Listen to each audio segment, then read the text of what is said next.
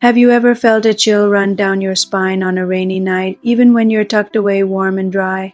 They say that when the city is drenched in rain, something else walks among us. Not ghosts, not spirits, but something different. Urban legends call them the rain echoes.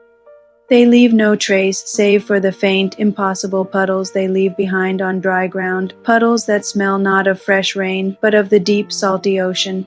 It's a story whispered on stormy nights, a tale to make you pull your collar a little tighter. Most people dismiss it, just like my did. For her, it was just another spooky story told to make the dreary weather more exciting, a myth, a silly, harmless myth. Mai was an architect, a woman who believed in blueprints and solid foundations, not folklore. Her world was one of concrete, steel, and measurable reality, but one Tuesday reality decided to warp. A sudden, violent downpour ambushed the city just as she was leaving work. The sky turned a bruised purple, and rain hammered against the windows of her office building like 1,000 tiny fists.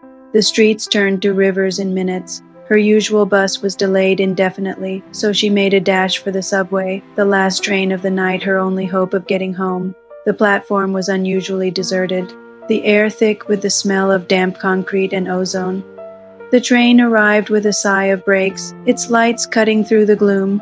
Mai found a seat, relieved to be out of the storm. The carriage was nearly empty, just a few other tired commuters scattered about, lost in their own worlds. As the train rumbled through the dark tunnels, Mai noticed it. The seat directly across from her was empty, yet a small puddle of water was forming on the floor beneath it. It wasn't just a few drips from a wet umbrella. This was a distinct pool of water, slowly expanding. A strange, salty scent, like a distant sea breeze, hit her. She looked around. No one else seemed to notice. The other passengers were dry. No leaky windows, no dripping ceilings. The puddle was simply there. Then she saw the footprints, faint, shimmering outlines of bare feet, appearing one by one on the dry floor of the carriage. They were soaking wet, leading from the puddle towards the door at the end of the car. They seemed to appear out of thin air, each one perfectly formed for a split second before, evaporating into nothing. Mai's heart began to hammer against her ribs, a frantic drumbeat that seemed to echo in the quiet carriage. The sound of your heartbeat, the legend said. That's what they follow. She squeezed her eyes shut, telling herself she was just exhausted, that her mind was playing tricks on her. When she opened them again, the footprints were gone, and so was the puddle. Only the lingering smell of the ocean remained. The train pulled into her station, and Mai practically bolted out the door, not daring to look back. She ran all the way home, the rain soaking her to the bone, but this time the cold felt different.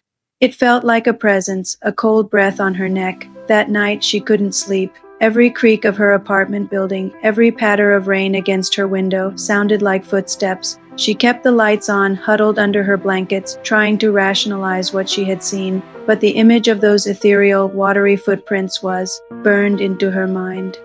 The urban myth was no longer a story, it was a memory. Now, whenever the forecast predicts rain, Mai makes sure she's home long before the first drop falls. She avoids late nights, empty trains, and the quiet, lonely corners of the city. She knows that when the rain comes, they walk, and she knows they listen for the sound of a beating heart in the lonely, wet darkness.